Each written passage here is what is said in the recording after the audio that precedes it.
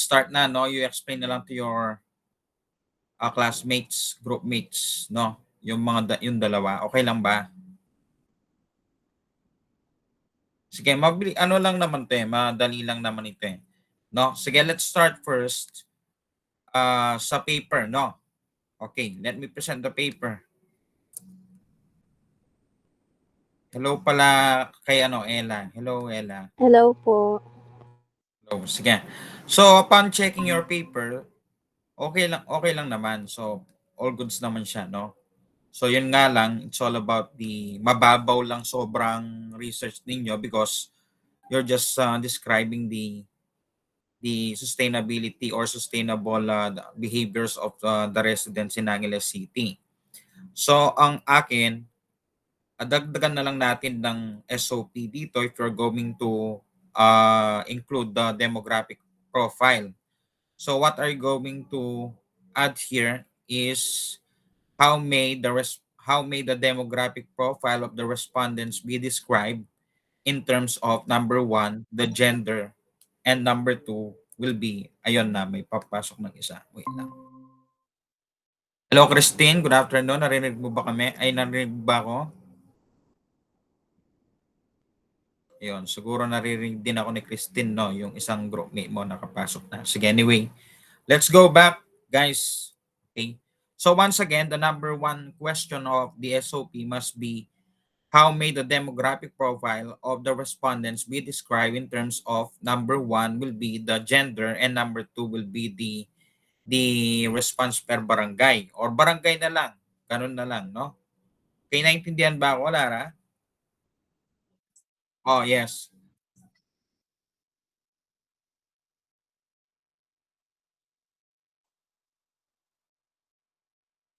O hindi barangay. O sige, di palitan mo. It's all about the location or whatever your ano ano ano bang papalit mo instead of barangay?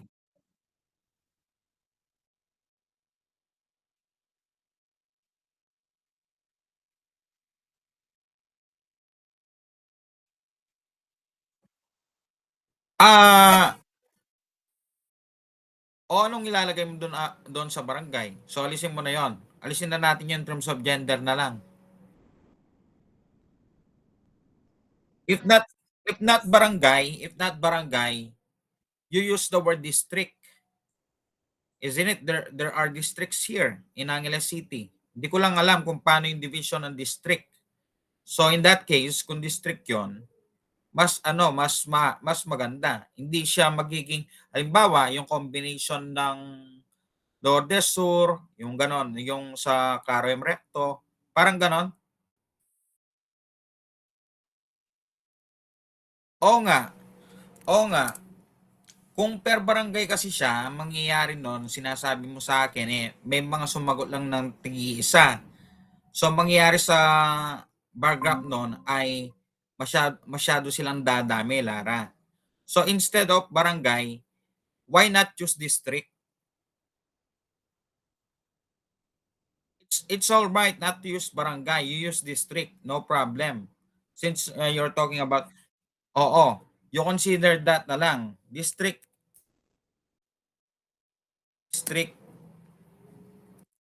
Angeles City. Tingnan natin, no? Yung first district, ay hindi ko alam eh. Basta hanapin ninyo kung paano yung district division ng Angeles City or hindi ko alam kung paano yung gusto nyo makita. Sabi mo kasi per barangay, may mga sumagot na tig-isa. O kung halimbawa sa barangay ganito, halimbawa sa first barangay may sumagot na isa, sa second barangay may sumagot. Darami kasi yung sa bar graph.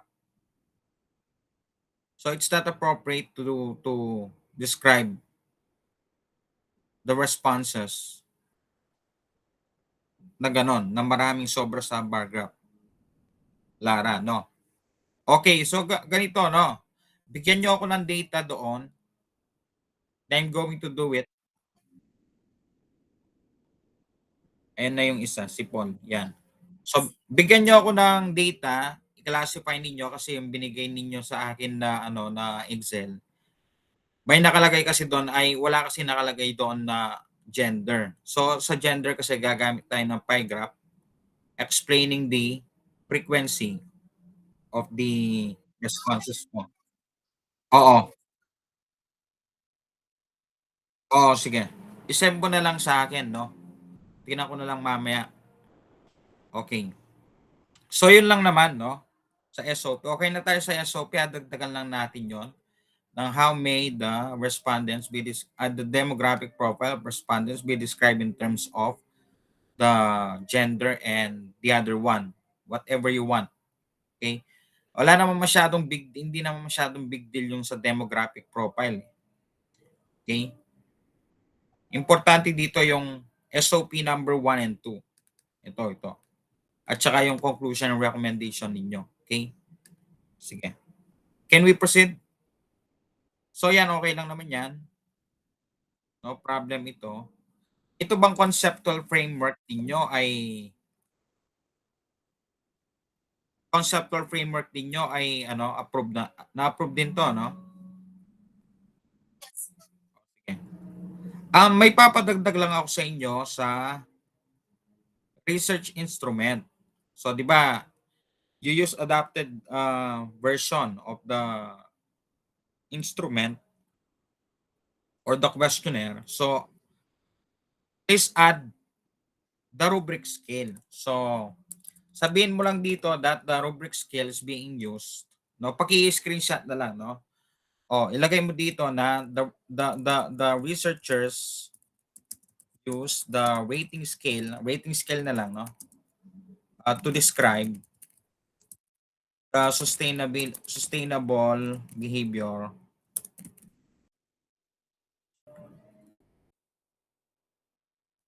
of response na lang o responses, yan. Tapos maglagay ka dito ng table. I-send ko na lang ulit to, no?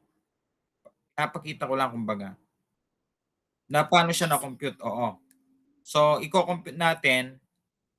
Kapag tinanong kayo dito, paano nakuha itong rating scale interpretation of responses, sabihin ninyo na sinolve ng statistician namin. Okay? So, paano ko sinolve to? We have the formula. Let me type the formula. It's remember when you were on grade 11 statistics and probability, okay? Or nung grade 10 kayo, 'di ba? Meron kayong nung fourth quarter pinag-aralan ninyo ang measure of position, 'di ba? So meron tayo at saka nung grade 7, meron kayong pinag-aralan statistics about mean median mode, group data, 'di ba? So meron tayo doon na class interval. Na ang class interval ay meron siyang formula na range divided by k. Ang ibig sabihin ng range is that, ay alisin ko yung pagkaano niya. Ang ibig sabihin ng range, that will be highest value minus lowest value. Sa ano nyo kasi, sa questionnaire ninyo guys, ang highest value of the choices is always. That is equivalent to 5. So 5 minus 1, which is never yung 1, no? Yung lowest value. That will be equivalent to 4. And then since ang k natin, that is the k, meaning that is the number of class interval that you want to use. In our case, since there are 5 choices, so the k will be 5. Therefore, the interval will be 4 divided by 5, equivalent to 0.8. Nagets ba natin? Ganun siya, no? So, from the lowest value, dito ako magsisimula sa lowest value, 1.00, I'm going to add 0.8, it will become 1.80. Another 0.8 additional 0.8, that will become 2.6. Tama? Then 3.4. Tapos 4.2. Okay, yan. Basta a-add lang natin yung mga yan ng, tapos instead of maging ano siya dito sa first nating K, so magiging 1.8 to 1.79 yan siya by approximation. Ito naman 2.59. Bakit 2.59? Kasi 2.6 yung susunod niya. Yung kapag na-fall na siya into 2.6, ibang criteria na siya, no? So, magiging 3.39, tapos 4.19, tapos 5.00. Yan. So, dito I never, ano kasi yung pangalawa? Sometimes, tapos about all of, ay, ano, oo, half the time. Basta pag-iayos nyo na lang. Tapos, most of the time. Tapos, always. Yan. Actually, nag-fall lang ang mga responses natin dito sa tatlo. So, walang never, walang always. And nakita ko na ang mga sumagot ninyong respondents ay hindi hinulaan talaga. Kumbaga, nagbasa yung mga respondents ninyo. Okay? Kasi may mga nagpapasagot ng ganito ay hinuhulaan lang ng iba. Pero upon checking and at the same time, realistically speaking, ang mga sagot nila ay talagang pang-reality, no? Realidad talaga. Mamaya makikita nyo guys. So ito lang ang gusto kong idagdag ninyo. Okay, tapos tignan natin ang data analysis. Wala, ayun, wala kayong data analysis, guys. Statistical treatment. Ha? Lara? No, no. It's not reliability test. That is the last part of the methodology. 'Di ba? After ng ethical consideration, meron pang susunod yung data analysis. That will be the analysis na sasabihin nyo nung ginamit ninyong statistical tool. Wala kayong data analysis.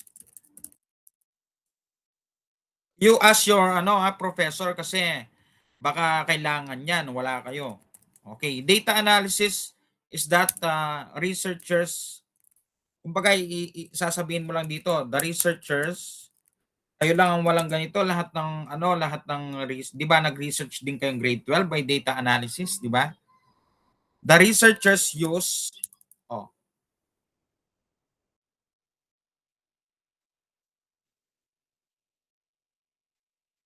oo, kumbaga the researchers, uh, in order for the researchers, ganyan, researchers to describe a sustainable behavior of the respondents in terms of pro-ecological, frugality, and altruism behavior.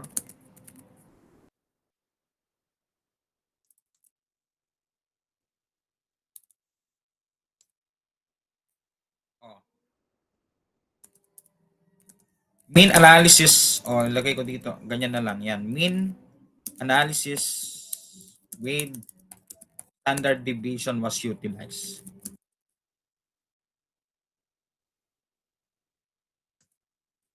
Yan, ganyan. Actually, meron pa palang isa. Yung, kumbaga, ang mean analysis kasi, yung pagkuha ng mean tsaka standard deviation. Yon. At saka yung isa pala, yung frequency or percentage na lang dun sa demographic profile naman. So as this, no? Kapag kailangan ng data analysis, sabihan nyo ako para bigyan ko kayo ako na lang gagawa. Bigyan ko kayo ng statement ng data analysis. Okay ba 'yon? Sige, pakitanong nga, kasi ang ginamit lang natin for your information, guys, ang ginamit natin ay dalawa. So yung sa demographic profile, that will be percentage analysis using different graphs. So, konti na lang ang gumagamit ng graphs when it comes to results and discussion. Majority ginagamit table. Pero in our case, since we're just describing how many are female respondents or male respondents na sumagot sa instrument or naging part ng ating thesis, okay, naka-pie chart na lang siya, mas maganda, percentage pa rin yun, no? Tapos pagdating naman sa analysis of sustainable behavior in terms of the three dimensions, ang ginamit natin is determining the mean and the standard deviation. So yun lang naman ang kailangang i-add sa lahat. Tandaan nyo, pag gumagawa kayo ng thesis or research, yung statement of the problem must be aligned to the data analysis. Okay? Yung mga gagamitin mong statistical tool.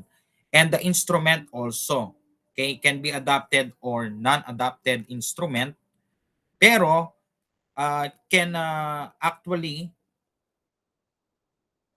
answer those statement of the problem. Sige, let's move on na, no? So pakita ko lang muna sa inyo yung paano natin siya kinalculate. Okay? Hindi na ako gumamit ng higher statistical tool, for example, Jamovi or SPSS. Ginamit na lang natin, guys, ay Excel kasi mababaw nga lang ang ating gustong gawin. Description lang. So nag-Excel na lang tayo. So ito yung ginawa natin, no? So si Lara nung isang araw ay pinaalis ko yung mga, ang tawag dito, yung mga equivalent interpretation of the numbers na halimbawa yung 4, that will be most of the time. So pina-number ko lang. So kinuha natin yan, yung average per respondent. Pero ang pinaka-importante, guys, is that yung average per respondent 443, ako lang yun, napakarami. 423 pala. At saka yung average ng per question ay dapat naglilink tama. Okay? So we determine the average ayon per question, per statement, and then the standard deviation of the sample. Okay? Tapos kinuha natin yung average. This will be the overall average. Ganyan din sa frugality and sa altruism. So, itong mga naka-bold dito, yan ang kinapin natin sa inyong research results and discussion. No, pakita ko na yung results and discussion. So, tuturuan ko kayo kung paano i-revise yung sa results and discussion. Kasi hindi ako, as your statistician, bibigyan ko kayo ng results and discussion, but not all in the discussion because there are some related literature to consider. Okay, for example, ito, table number, I don't know what table number is this, pero based sa inyong, wala kayo atang ibang table, tama ba? Wala bang ibang table sa inyong paper? Ang table ninyo niyan, oo, ang unang table ninyo niyan ay yung Likert scale, yung rating scale under instrument. Okay, yun yung unang table nyo. So that is table number 1. Ito niyan magiging table number 2. Okay. So makikita nyo per statement dyan 13, basahin nyo na lang. So ito yung mga nakalculate nating mean. Tandaan nyo, ang mean natin na ginagamit ay X bar. X bar yon, ha. So marami sa mga hindi alam yung X bar na yan. Ang ginagamit nila capital M, which is incorrect. SD, standard deviation, pwede namang small letter S. So walang problema yon. Explain ko lang sa inyo anong ibig sabihin ng mean. Ang ibig sabihin ng mean, average, that is the center of all data gathered. For example, in number 1 out of 423 respondents, ang mean niya, average ng kanilang mga response ay 3.444. Ganon. Ang standard deviation naman, ito ang ibig sabihin nito, gaano kalapit ang mga data from the mean. So what is the average distance of all the data 423 response to the mean? Ganon siya. So how precise your the result in item number 1 is, yun ang ibig sabihin ng standard deviation. Ibig sabihin, guys, kada tumataas ang standard deviation, lumalayo yung data sa isa't isa. So makikita nyo dyan, 1 point something lang ang mga standard deviation. So hindi siya lumalampas ng 2 point something, 3 point something, ganon. Which is, in that case, kapag ganon na nangyari, nagiging 2 point something, nagiging 3 point something, ibig sabihin yung mga data ninyo o yung mga response ng mga respondents ay hindi magkakalapit sa isa't isa. Ibig sabihin, yung tinutukoy nilang sagot ay hindi talaga uh, uh, precise. Naintindihan ba natin? ang standard deviation? Oo, parang gano'n.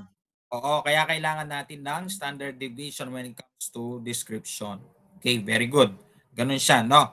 Ngayon, so meron siyang most of the time interpretation because of what we, use or the rating scale that we use. A while ago na nilagay natin sa instrument. So 'yan, nakalagay na din 'yan sa ating table sa baba. Okay, kaya naging most of the time siya kasi ang 3.444 na mean ay nasa pagitan ng 3.40 to 4.19. Naintindihan ba natin yon? Paki-check na lang ulit. Baka meron akong naano dito kasi manually ko lang inano 'to, hindi na ako nag-VLOOKUP sa Excel. Okay? Baka meron akong nagkamali ako dito or what para ma-change natin agad, no? Okay, tapos ito yung analysis or the descriptive. I mean discussion. Okay. So, yan. Basta may pinapaliwanag niya lang that the table shows the descriptive analysis of residents' pro-ecological behavior in Angeles City. So, the highest obtained mean is this, which is the indicator number 10, indicating that majority of the respondents were turning off air condition when leaving a place most of the time. Yon, ganun siya. As a result, itong naka-yellow na to, patunayan nyo kung gusto nyong i-adapt itong sinabi ko dito, pwede naman. Kung gusto nyong palitan, walang problema. Pero mag-a-add kayo ng RRL. Halimbawa, anong nakalagay dito sa yellow? As a result, more respondents consistently performing cost-saving habitual actions in energy conservation. Yon ay inano ko lang. Kumbaga, out of the context, from the context I mean, na air condition, lagi sila nagpapatay ng air condition, nagkaroon lang ako ng conclusion that they are habitually performing or practicing energy conservation.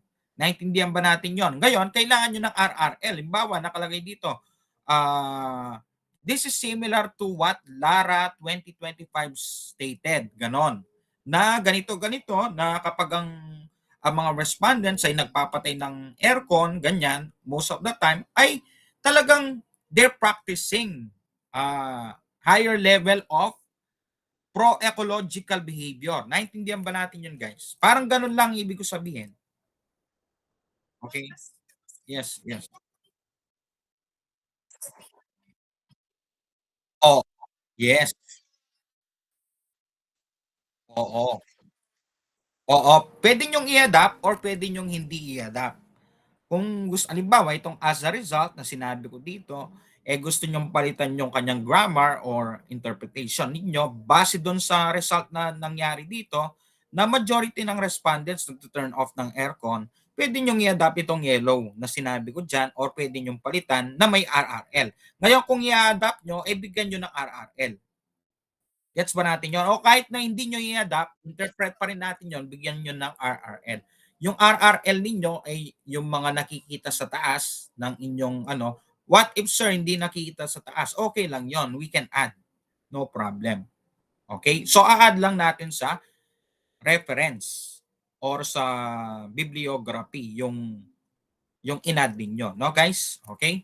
Okay na tayo? So similar to this, so ito, nakikita nyo ito, similarly sabi niya, the use of reusing item, yung bringing items into recycle bins, buying seasonal product like vegetables and fruits, were also performed most of the time, sabi niya. In this case, so ito yung another, ano ko na naman, interpretation. O in this case, more respondents exhibit strong practical and accessible environmental actions.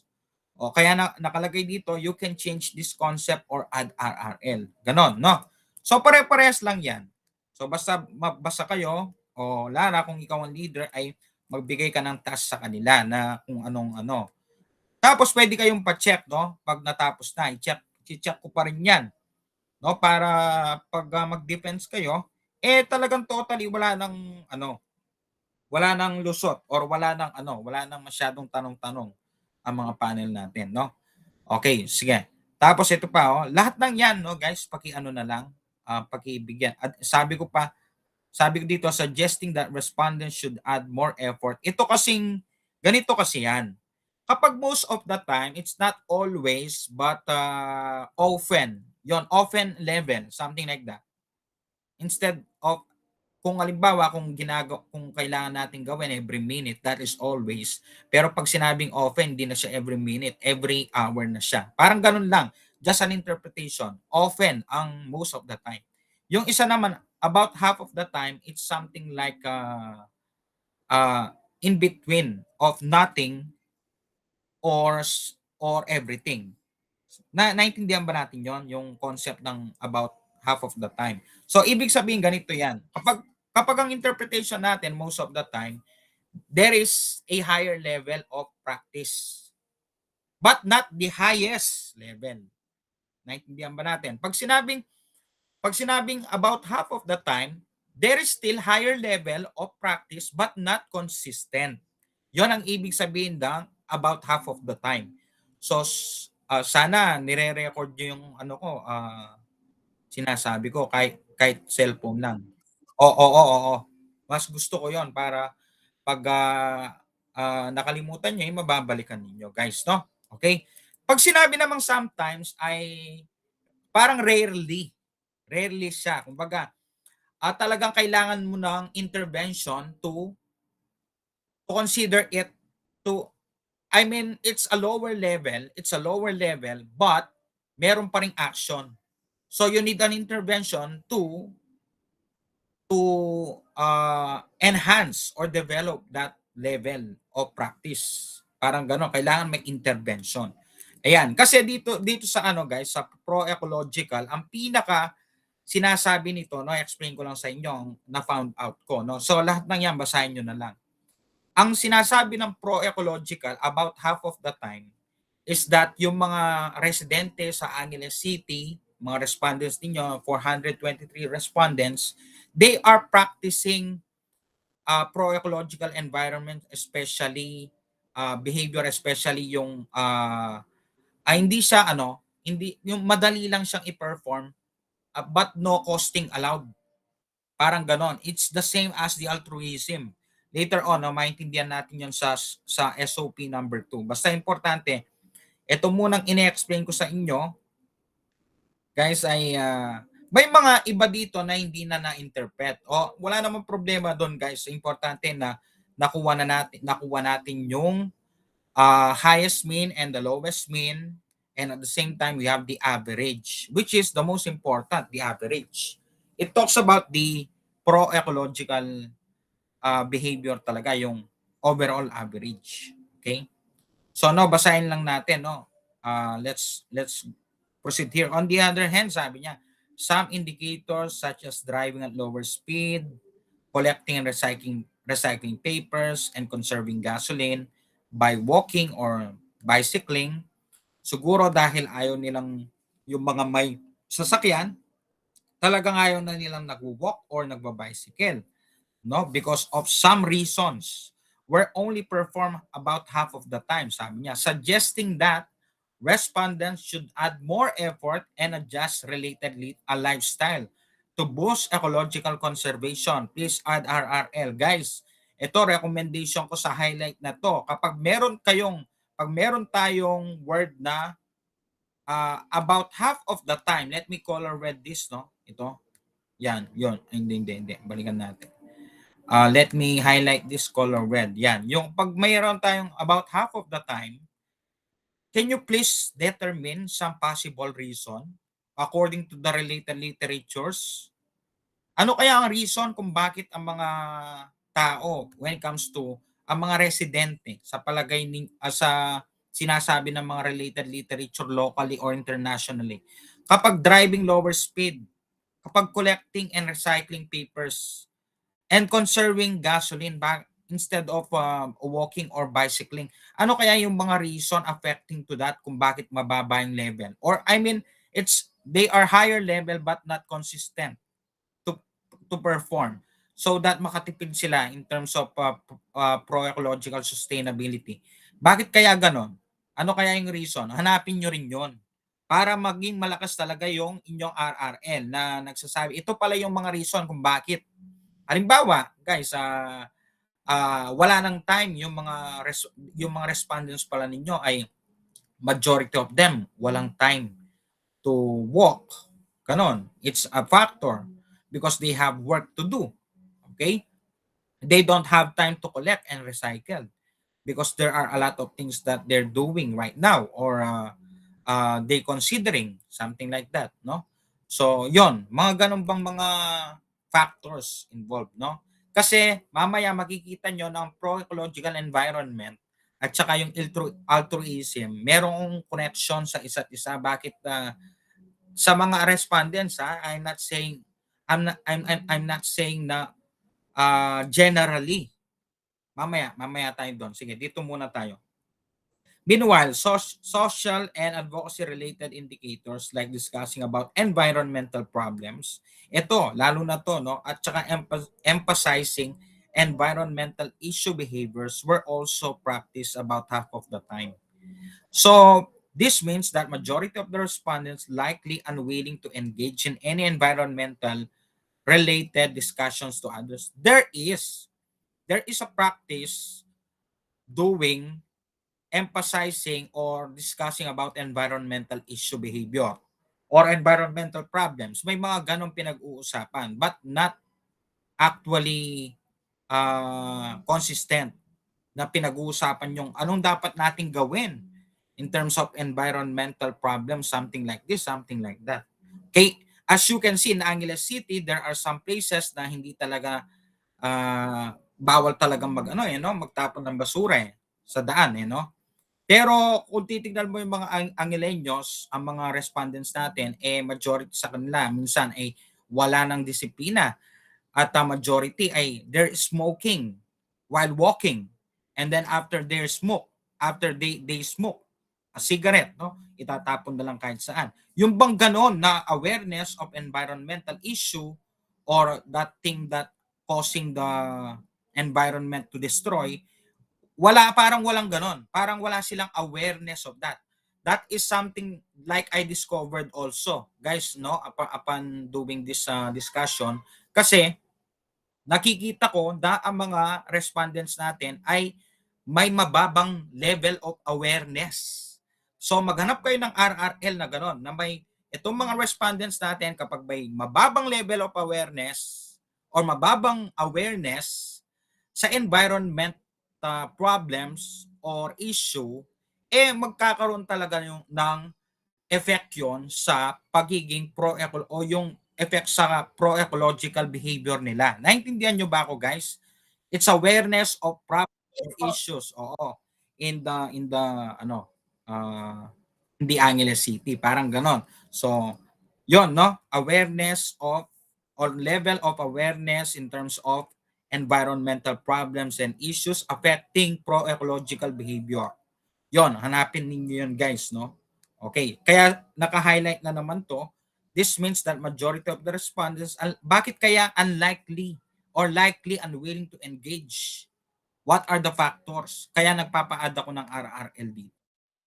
Oh, okay, next. In conclusion, the overall mean 3.399 with standard deviation 1.212 indicating that respondents practice pro-ecological behaviors about half of the time, meaning majority of these respondents moderately practicing environmental engagement such that there exists a sustainable practices but not yet consistent, integrated in daily routines. O not sure about this, sabi ko, I just base this conclusion to what I read in your research. Change this conclusion if you don't want and add RRL. So yon, you can add RRL in that case, no? Let's proceed to frugality. Any question sa ecological and pro-ecological behavior? Okay na ba tayo doon?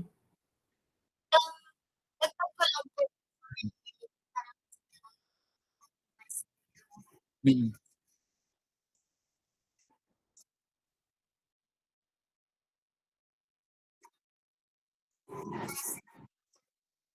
Mm. Oo. Oo, tapos i-relate mo sa context ng Angeles City, no? O yung mga behavior, mga Angeleños dito. Pwede 'yon, okay? So like for example, nagtatrabaho siya napakalayo, talagang gano'n, no? Tsaka wala ng oras, parang gano'n, no? No, Lara, okay, okay 'yon, okey 'yon. Basta your RRL, they are internationally, determined or research. If you're going to use them, no, please relate them context in contextualized form, no? I-contextualize ninyo, wag niyo lang na i-ano, anong tawag do'n, copy tapos paste. No, i-paraphrase ninyo tapos i-relate niyo sa Angeles City, gano'n, no? Okay. Wala namang problema do'n, okey. So meron tayong sige, sige. Sige, okey.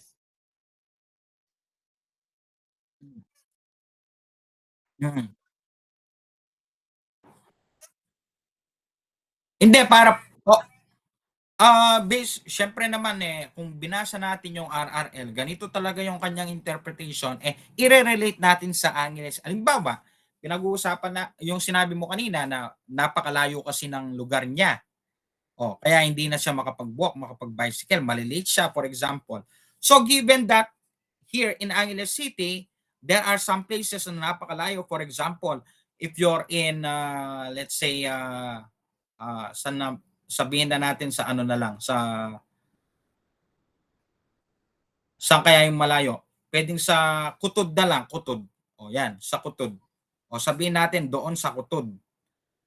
Yung Kutod, comparing sa Clark, halimbawa nagtatrabaho yung taga-Angeles na yun, respondent ninyo. For example lang, taga-Clark siya, tapos wala na siyang oras, call center siya, customer representative siya. Siyempre pupunta siya do'n, magba-bicycle ba siya, parang gano'n, o hindi. O kaya magco-commute siya, yung oras niya. So parang gano'n yung interpretation ng international related literature na kinuha ninyo, similar to the context of this, of what I said. Lara, gets ba natin 'yon? So siyempre yung interpretation mo parehas lang din. You're going to interpret, paraphrase the related literature you determine. But you just relating it, okay? Nire-relate mo lang pero puwede 'yon.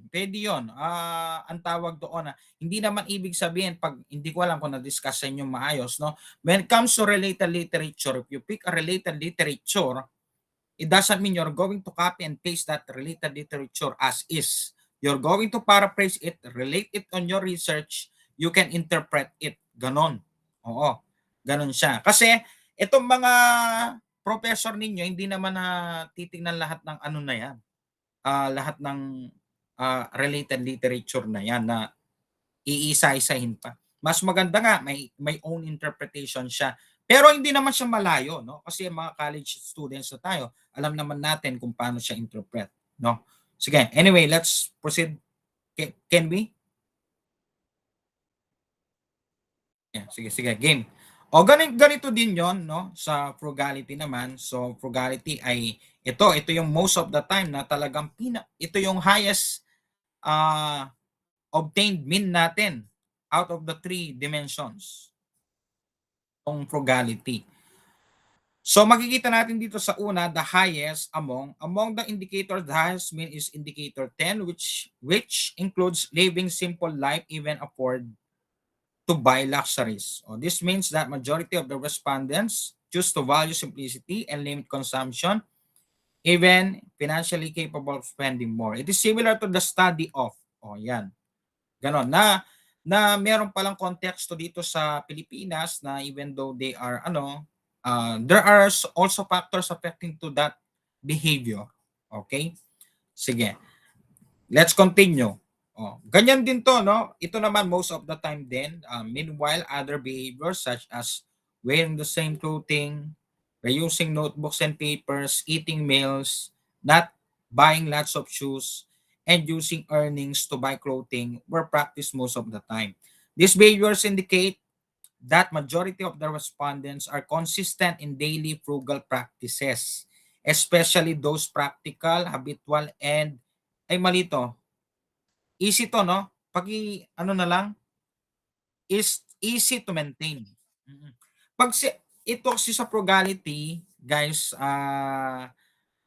kung wala naman siya, kumbaga pagtitipid ito, pagtitipid din ito, no?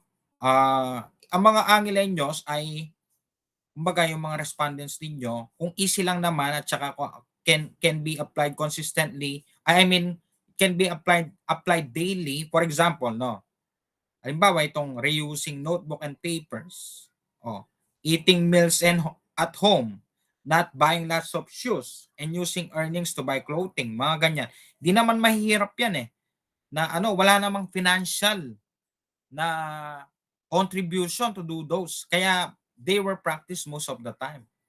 Okay. Kaya yung behavior na to ay unlike the following behaviors. On the other hand, sabi niya, some indicators like buying a new car, even if it is so old, not buying jewelry, not buying uh, more food than needed, and walking instead of driving, okay, were practiced about half of the time. These results imply that larger financial decisions need to be practiced consistently to sustain frugality. And so on. No? Naintindihan nyo naman yan, no? Basta bigyan nyo na lang ng RRL lahat ng yan, no? Guys, ganyan din sa altruism, basahin nyo na lang. Oh, dito tayo sa SOP number 2. Ito yung pinaka-importanting gusto kong sabihin sa inyo, yung sa pro-ecological behavior, frugality, at altruism. So, itong mga to, itong mean na to, tsaka standard deviation, kinuha natin yan sa overall. Ito sa average na to. Yan, dyan, sa mga averages nila. Sa overall average. Okay? So, yan. So, nakalagay dito, the table blank presents table number, ano na to, 5. Presents the descriptive analysis of respondent sustainable behavior in terms of the following. Among the 3 dimensions, frugality has the highest mean score, and with standard deviation, something like that, indicating that majority of the respondents practicing frugality most of the time, meaning residents are more consistent in behaviors related to resource conservation and minimal consumption, such as reusing materials, limiting unnecessary purchases, adopting simpler lifestyle. So walang problema doon. This time, please add RRL, reasons, why, or similar to the study of something like this. Okay? Meanwhile, pro-ecological and altruism behaviors were both interpreted about half the time. Half of the time, sorry for that. Pakilagyan na lang ng off yon, with overall mean score of something like this. Okay? It reveals that majority of the respondents were practicing pro-ecological and altruism about half of the time, meaning residents occasionally engage in environmental and socially oriented practices. Environmental, that is for pro-ecological, and socially oriented practice, that is for altruism. Kasi sa altruism, guys, ganito ang na-found out natin, no?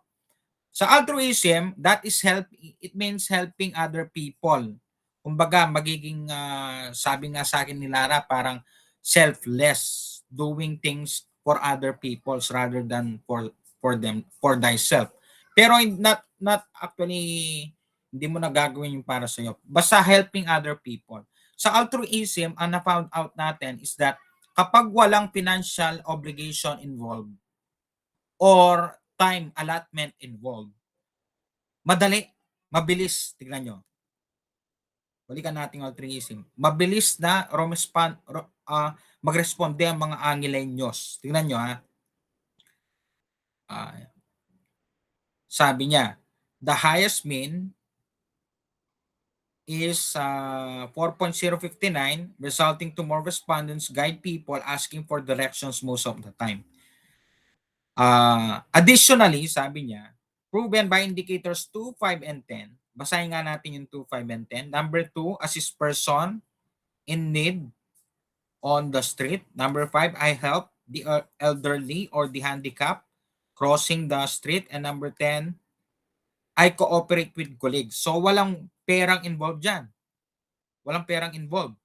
Basta makikooperate ka lang, tutulungan mo lang yung matandang nilipat sa daan, hindi naman masyadong uubusin din yung oras mo.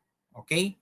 Ay talaga most of the time ginagawa ng mga, tsaka may highest level, no? 3.7, 3.766. Pwede nyong ilagay dyan na ang mga Angileños, ang mga residente ng Angeles, ay talagang hospitable.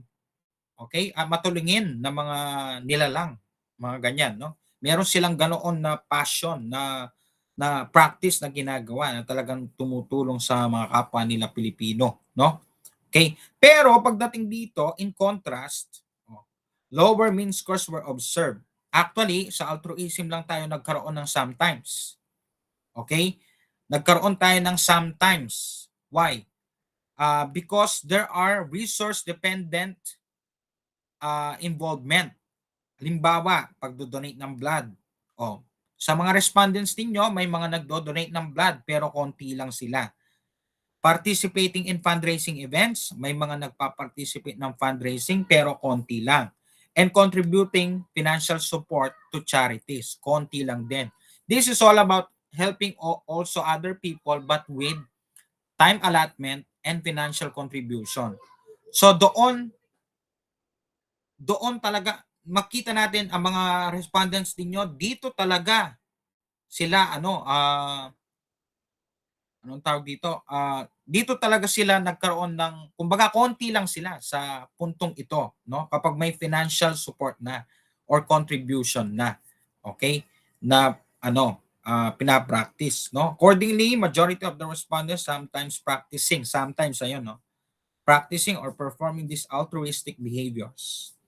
This implied that majority of the respondents are less consistent in engaging any altruistic acts requiring financial contribution, time commitment, and institutional participation.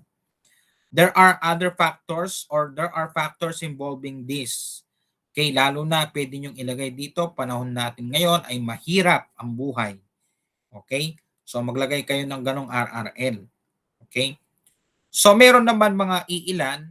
So ito naman ay dito sa part na to, half of the time, ito naman hindi naman masyadong magastos. Pero meron pa rin contribution nakikita nyo yung kanina wala na masyadong yung kanina yung pagtulong sa kapwa-tao hindi naman low cost.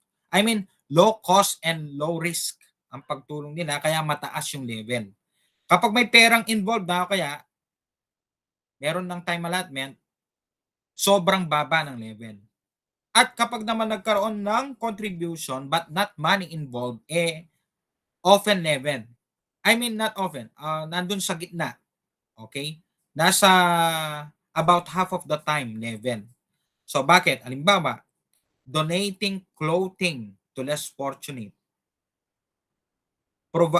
Not proving, pag-iayos to, guys. Sorry providing money to homeless, visiting the sick. O yon, 'di ba? Mamamasay ka, pupunta ka sa kaya magagas ka, 'di ba? Sa may sakit. O, providing money to homeless. So, kahit magkano lang bibigyan mo yung 'di ba? Yung namamali mo sa daan. Parang ganon. Okay? Ay na-perform half of the time. So nakikita nyo yung sinasabi ko kanina nung pagka-in natin na itong mga respondents ninyo talagang sumagot na maayos, nagbasa. Oo, honest sila. Okay? Kaya tama yung yung nagiging realistic talaga, no? So ayun, yon ang anong relationship ng altruism at pro-ecological behavior. But do not use word relationship na let me repeat, if you're going to revise yung mga sinabi ko dito or sinulat ko dito, huwag kayong maglalagay ng word na significant relationship. Why? Because we did not perform an inferential statistic related to significant relationship. These are just observation by the result of description. Okay?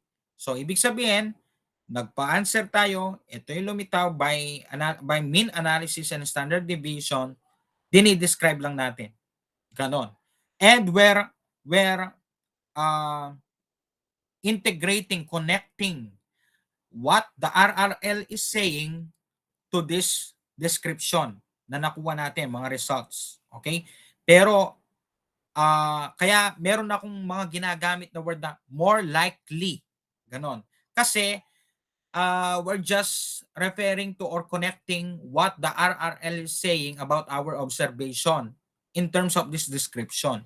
Okay? Hindi natin pwedeng i-conclude generally na itong relationship na 'to. Kaya going back, what is the relationship of pro-ecological and altruism? Bakit ano na found out natin based on observation and according to these results, bakit sila ay not most of the time. Bakit half of the time na? Because there are efforts to consider or time allotment to consider.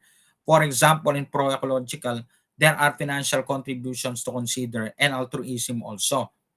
O kaya not only financial contribution but also time allotment. Halimbawa, sa pro-ecological, understanding environmental issues and problems o kailangan may time kang gugugulin o kaya talking about this, participating to these matters of ecological problems or environmental problems, kailangan mong gumamit ng time.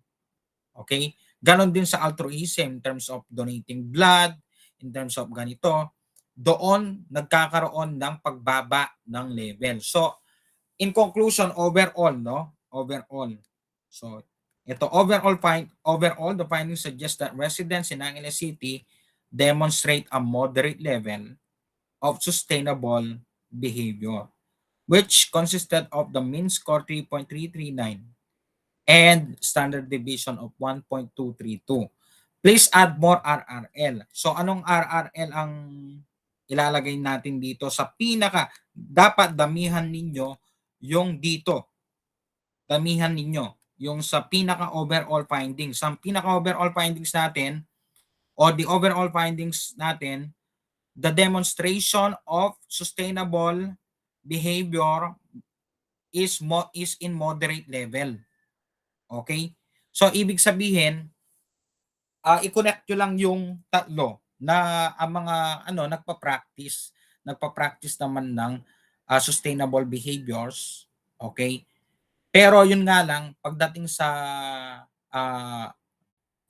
may financial contribution na, meron ng time allotment na pinag-uusapan na sobrang gugugulin yung oras, okay? Just to help other people or just to conserve, parang ganon. Basta may pinag-uusapan ng pera, pinag-uusapan ng time, pinag-uusapan ng institutional cooperation. Pag sinabi kong institutional cooperation, yung talagang kumbaga kailangan mong mag-enroll, kailangan mong gumawa ng maraming effort, okay? In this cooperation, parang ganon, no?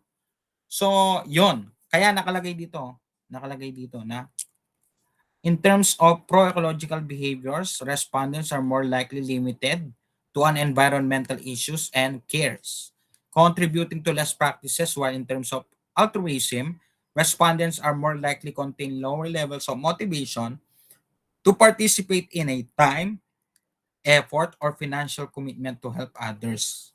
So yan, kaya may nakalagay doon. Kaya maglagay kayo ng RRL na ganun. Bakit kaya? Ano kaya ang factors sa mga Angileños, sa mga residents ng Angeles City, kung bakit nagiging mababa ang kanilang mga levels of pro-ecological and altruism sustainable behaviors. Pero guys sasabihin ko sa inyo ano siya, meron sila pero hindi consistent. Hindi sila nagiging consistent dahil kapag meron na ngang financial time allotment o kaya institutional cooperation, yun, doon nagkakaroon ng mababang level, guys. So, that will be your thesis. Okay? Now, what will be your conclusion? Apakarami ng conclusion na pwede nyong may sulat dyan from the results. So, kayo nang gagawa doon. Tsaka mga recommendation ngayon. Halimbawa, base pala sa result, base sa mga RRL, kailangan pala paigtingin natin ang awareness ng mga tao regarding environmental issues and problems. Yun kasi nakuha natin may mababa silang level doon. Kumbaga, Lara, yung i-recommend din nyo dito, mga programs or interventions to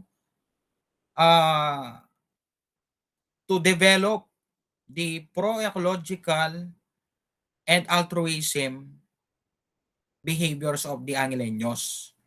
Gano'n. Specifically, do'n sa mga lower levels ng indicators. Halimbawa, dito 'no, ito na lang, pro-ecological. Itong mga about half of the time na 'to, kumuha kayo ng idea sa mga about half of the time na 'to, sa mga lower levels. Halimbawa, driving on freeways, speeds under below 100 kilometers per hour, collecting recycling papers, ito environmental harmful o discussion of environmental harmful, gano'n. I talk with my friends about environmental problems, yang mga yan. Yan kasi yung nagpapababa eh. Tsaka I conserve gasoline by walking or bicycling. Yun yung kailangan yung pagtuunan ng pansin. Bilang mga tourism students, anong intervention ang pwede ninyong i-suggest or recommend for those things to rise, to develop, so that they can contribute higher level in terms of pro-ecological. Kasi 'pag tumaas yung levels ng mga yon, tataas din ang level ng pro-ecological behavior ng mga, ng mga Angelenyos. Na-gets niyo ako? Gano'n din sa frugality at saka sa altruism. Okay guys? So yon ang mga recommendation niyan. O kaya further researches about the relationship, yung sinabi ko sa'yo Lara, relationship talaga o kaya comparison of the three, gano'n. Wala kasi kayong gano'n na inferential. Okay? Sige, any question?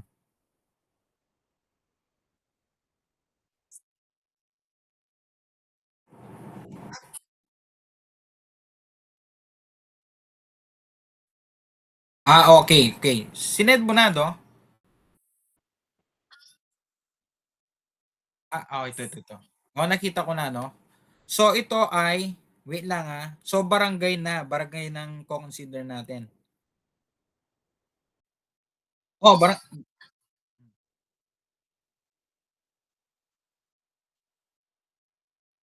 okay lang. Hindi pero, ito barangay lang gagamitin natin, 'di na district 'no? Sabi mo kasi merong tiguan. Okay naman pala 'to. Ang problema pala 'to, okey na 'to.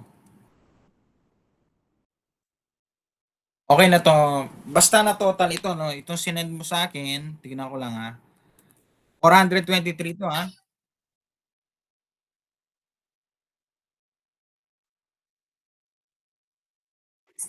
o pakialis mo na lang 'yon, pakialis mo na lang 'yon. Basta send mo sa'kin sheet number 1 and sheet number 2. Sa sheet 2 nun, 'yun yung gender, okey?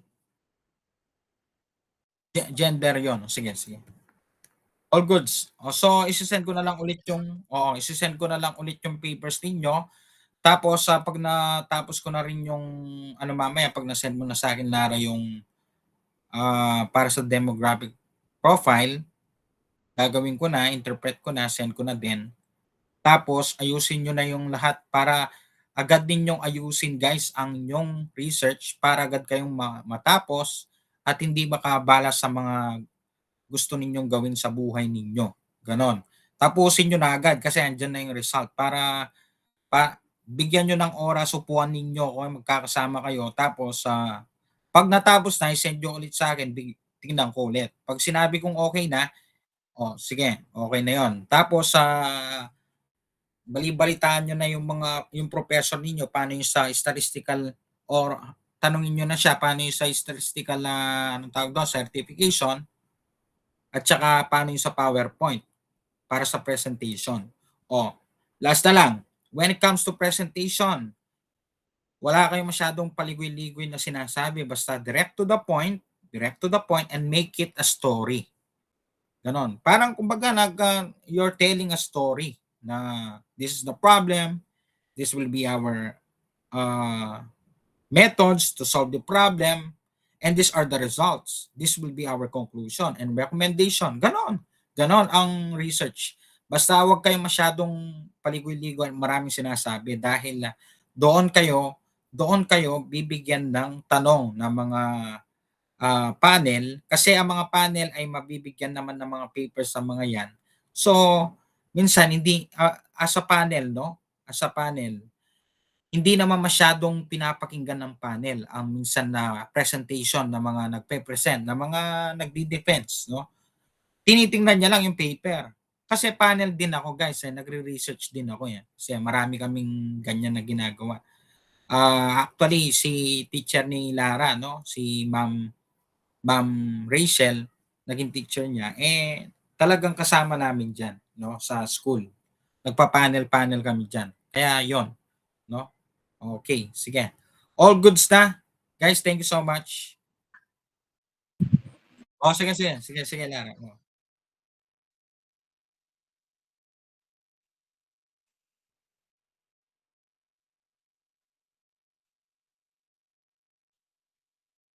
Ah, pero nag-ano kayo, proposal kayo? Oh, so gagawin natin 'yon 'no?